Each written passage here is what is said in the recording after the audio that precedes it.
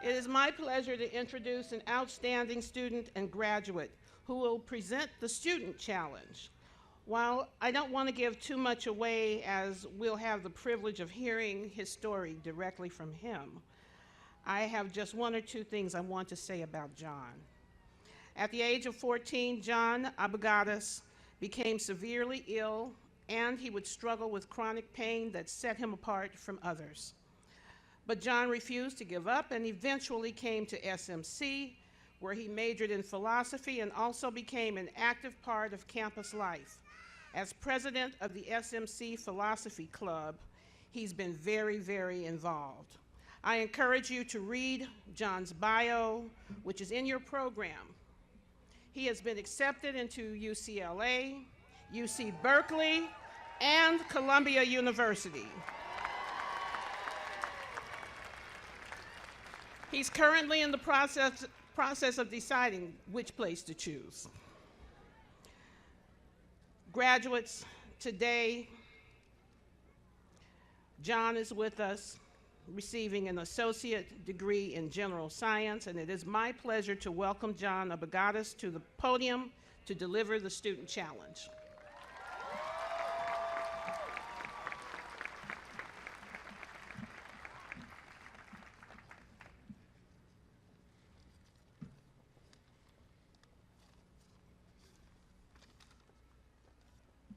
Before I begin, I'd like to set the record straight. This fall, I have the pride of being a Bruin.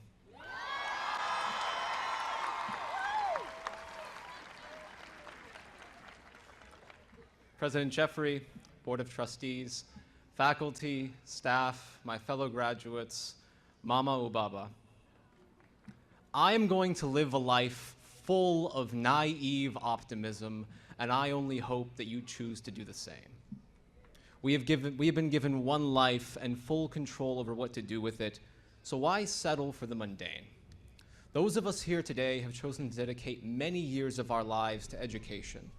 But I believe it is crucial that we stop and ask ourselves, what is this education for? I believe its purpose is twofold. One, to prepare us to be remarkable people, and two, to enable us to be ready to go out into the world and help the less privileged become remarkable in their own right. First, we should strive to be great.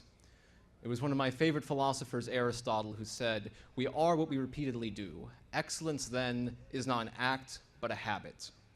I learned that firsthand when I was 14 years old, and I became diagnosed with ulcerative colitis, a chronic autoimmune disease of the colon. I could no longer go to school, and I spent all of high school on home study. The educational standards were rock bottom. The school wasn't concerned with making sure I got a good education. They were more concerned with making sure they passed me on, gave me a diploma, and that I was no longer their problem. I had to take my education into my own hands, or I would have become a victim of an educational system that failed to accommodate highly driven disabled students. The assumption that too many people make is that disabled means incapable. That is not true.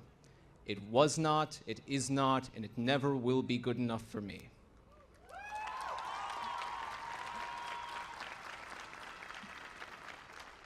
My challenge to all of you is that no matter where you are going next, no matter what your circumstances, strive to be excellent. The people we want to be like, the role models, are the ones who recognize that good enough is never good enough, that complacency and mediocrity will rob us of all the young passion we have within us. Inside of you might be the world's greatest flute player, a gold medalist wrestler, a Pulitzer Prize-winning poet, or a biochemist with a cure for cancer, and you just have to let that person out of you. But once you have drunk up the sea and unchained the earth from the sun, I beg of you to not forget of the people who are not so lucky to be sitting here today. Lady Liberty reminds us that we have a duty to the tired, to the poor, to the huddled masses yearning to breathe freely. Whether those masses be our neighbors or strangers, I believe it is an imperative that we recognize the value in their humanity and lift them up so they can stand with us.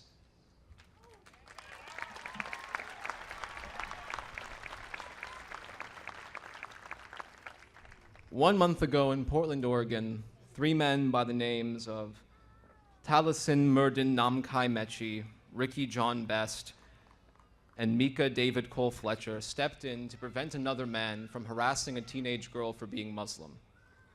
Their moral conscience told them in that moment that they had to stand up for justice in the name of a stranger. And that is exactly what they did. I speak their names today because they are heroes, and they possess a certain excellence in their character that we should all strive to one day meet.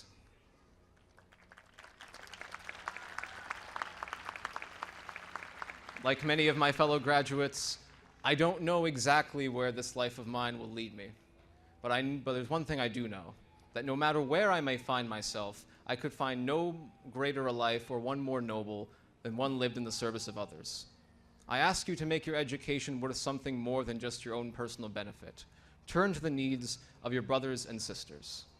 These are the values I learned here at SMC, where in my philosophy classes with Professor Catherine, she forced me to do a value clarification exercise, where I looked at what really is important and what is valuable in life.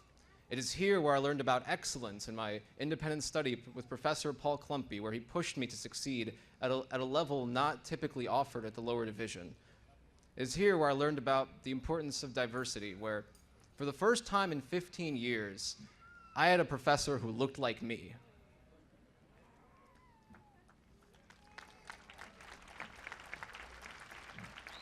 That's what I got here from SMC, and that's what I'll take with me. And so here we are at the beginning of it all. Affirm all that life has to offer. Go out and make your life a work of art. Do something profound. Do something worth writing about. Make people remember you after gone. Get your name in a textbook. Come right back here and be a professor to pass it all on to other people. Volunteer. Reach out. Support and enrich the lives of those around you. Embrace the absurdity of it all while you still can. Thank you.